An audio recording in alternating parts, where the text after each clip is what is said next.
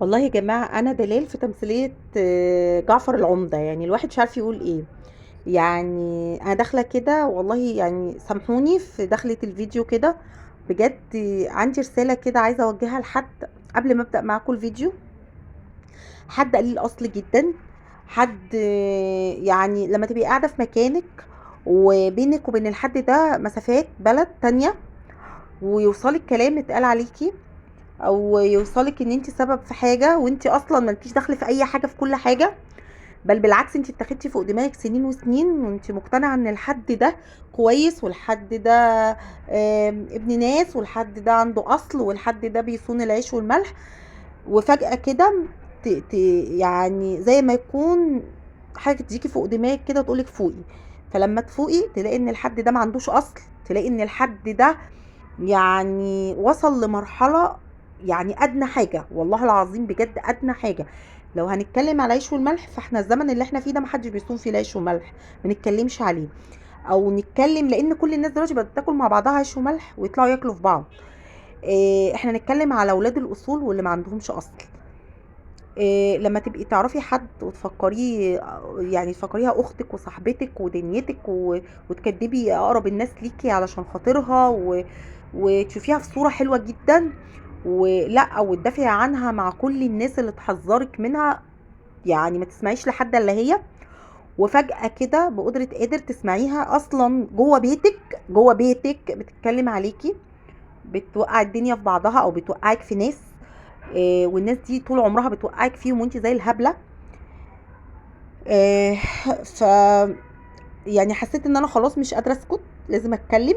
بتشوفني او ما بتشوفنيش، يا رب تكوني بتشوفيني، لان انا عارفه ان انت بتدوري ورايا، عارفه ان انت عايزه تشوفي حياتي دايره ازاي وعايشه ازاي. انا عايشه احسن عيشه الحمد لله بفضل ربنا سبحانه وتعالى. انت مش عايشاها. ولادي في احسن حال الحمد لله، برضو فضل ونعمه من ربنا سبحانه وتعالى. آه، فما تدوريش ورانا، ما تدخليش عند بنتي على صفحتها او على التيك توك بتاعها عشان تدوري. ما تدخليش عندي على القناه او تدخلي على صفحتي عشان تدوري. ما تروحيش اما ما تعرفيش توصلي لحاجه عني تروحي تلفي وتوقعي الناس فيا. الناس بتبصلك بصه وحشه، الناس صدقيني والله اللي بتقفي معاهم وتكلمي عليا بتبصلك بصه باستحقار. يعني ازاي انت كنت حبيبتها وصاحبتها والست كانت عمرها ما جابت سيرتك بحاجه وحشه وانت بتقفي تتكلمي عليها؟ ده دليل على الاصل، ده دليل مين ولاد الاصول من الجسر ومين اللي ما عندوش اصل. هو ده الدليل. هي دي التربيه. التربيه اني انا لما بحب حد، او ان انا لما ببقى عارفه ان يعني واثقه في اللي قدامي ده، ان انا دي صاحبتي وحبيبتي واختي وكل حاجه وبعتبرها زي اختي. وهي معلش يعني فعمري ما اتكلمت عليها كلمه. حتى لو زعلت منها عمري ما طلعت قلت لحد انا زعلانه منها ولا اتكلمت عليها، بالعكس. انا دايما اقول عليها كل خير، دايما ادافع عنها قدام الناس اللي حذروني منها. وهي بتقف تتكلم معايا، فالناس بتستغرب ازاي دي بتعاملك كويس، بتكدب الناس عشانك، انت ازاي تقولي عليها كده؟ فبتبصلك بصه وحشه وبتقول عليكي قلة الاصل. تمام. فلما تقولي على حد، يعني لما تيجي تقولي عليا مثلا انا قلة الاصل، انت عمرك ما توصلي الاصل يا حبيبتي. والله العظيم ما توصلي الاصل. مهما عشتي ومهما طلعتي ومهما نزلتي ومهما عليتي، فانت اصلك هو اصلك. انا الحمد لله مقصله من الجد للاب الحمد لله. فما تلعبيش في النقطه دي. ده اولا. ثانيا، سكت كتير، اخدت على يعني زي ما بيقولوا كده على قفايا سنين وسنين، ومصدقاكي سنين وسنين وساكته وعامله حبيبتي وروح قلبي من ورايا سكاكين. ولما بدات فقت وسمعتك بودني، عشان ما تقوليش دي قالت لي ودي قالت، انا سمعتك بودني. فلما اسمعك بودني خلاص ده كده انتهى، كل حاجه كده انتهت. فانتي يعني بتتلوني على كل لون، زي الحية كده، زي الحية بتتلون على كل لون. انا معرفش كده. فزي ما بيقولوا اتقي شر الحليم اذا غضب. وانا صبرت عليكي كتير، صبرت على، مش عارفة اقولك ايه، والله العظيم ثلاثة انا ما عارفة اقولك ايه. بس ابعدي عني بقى. يعني انا مش في بلدك ولا قاعده ولا بجيب سيرتك ولا بشوفك اصلا. يعني انت لو واقفه قدامي قسما بالله ما متشافه. شفتي لغايه فين؟ انت مش متشافه. انت حجمك بالنسبه لي انت مش متشافه، وانا بقول لك يا رب تكوني بتشوفيني. عايزاكي بقى تاخدي الفيديو وتوزعيه، وبصوا بتقول ايه وده عليا، وانا ما يهمنيش كل الكلام ده. اشربي تعالي عندنا اشربي من البحر، او لو عندك بحر اشربي منه، ما بيهمنيش. ما عندكيش بحر، عندك حيطان شقتك كلها اخبطي دماغك فيها، برضو ما بيهمنيش يا حبيبتي. تمام. وانت عارفه كويس جدا ان رشا ما بيهمهاش، ورشا بتعرف تجيب حقها، بس انا هاخد حقي من مين؟ منك. انا مش عايزاه. عارفه ليه؟ عشان انا احسن منك، عشان انا صنت العيش والملح اللي انت معرفتيهوش، علشان انا بنت اصول وانت ما تعرفيش حاجه عن الاصول. فانا مش هضيع وقتي اكتر من كده في الكلام عنك.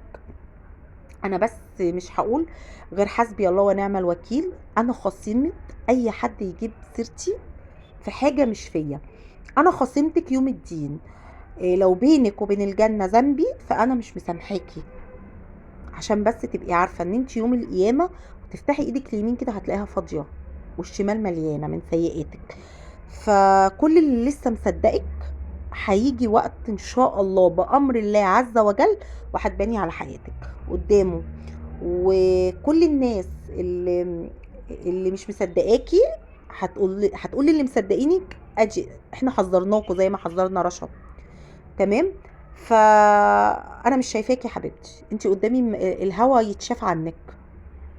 كفايه تضييع وقت على ناس ما تستاهلش. وخلينا في الفيديو بتاعنا.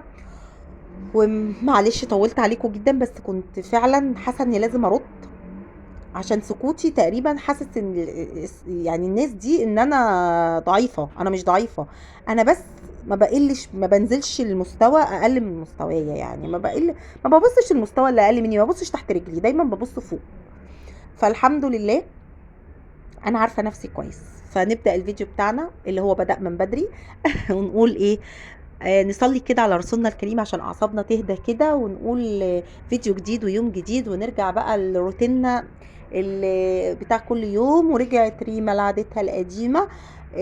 انا عملت اوضه نومي طبعا زي ما شفتوا معاكم، الانتريه. الشقه الحمد لله نظيفه مفيهاش اي حاجه، شويه حاجات بسيطه كده قلت اكنسها رغم هي ما طلعتش غير اللي هو الهبو بتاع المقشه ده، مفيش حاجه. آم، ممكن يكونوا بياكلوا لب، بياكلوا ترمس، اي حاجه وقعت في الارض، فهي دي اللي طلعت معايا. نسينا نصلي على رسولنا الكريم عليه افضل الصلاه والسلام، وعلى اله واصحابه اجمعين. متزعلوش مني، الفيديو كده كنت داخله حاميه قوي فكنت متضايقه بصراحه. بس انا لما ببقى معاكم وبتكلم معاكم كل حاجه بتتبخر الحمد لله. بحب جدا الناس اللي بتشاهدني، وبحب جدا الناس اللي عندي في القناة، بحب جدا يدخل لي متابعين، بحب شغلي جدا جدا جدا. وان شاء الله بأمر الله عز وجل انا مكملة فيه، وان شاء الله قناتي تكبر وتوصل لأكبر عدد من الناس ومن البلاد التانية.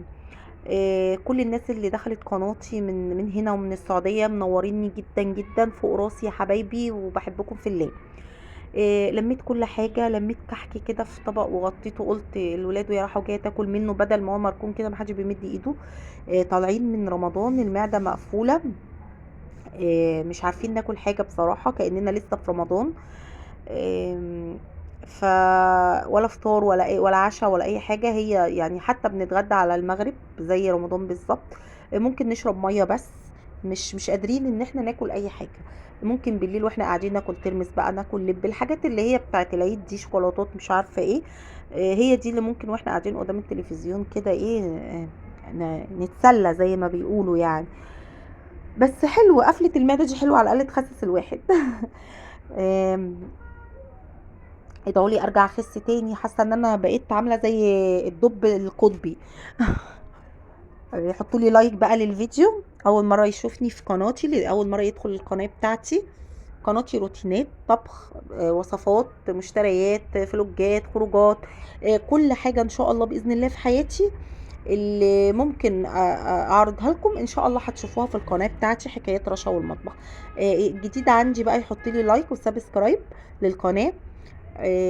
واللي موجودين عندي فوق راسي كلكم، اللي لسه داخلين واللي موجودين طبعا بحبكم في الله. حطوا لي بقى لايك علشان الفيديو يترفع، واللي يقدر يشير الفيديو طبعا اتمنى. بصوا الترمس كنت ركناه طبعا، كان فاضل كده شويه ترمس، قلت اشطفهم تاني كده، الميه بدات تبيض زي ما انتم شايفين. هشطفه كده وارجعه تاني في العلبه.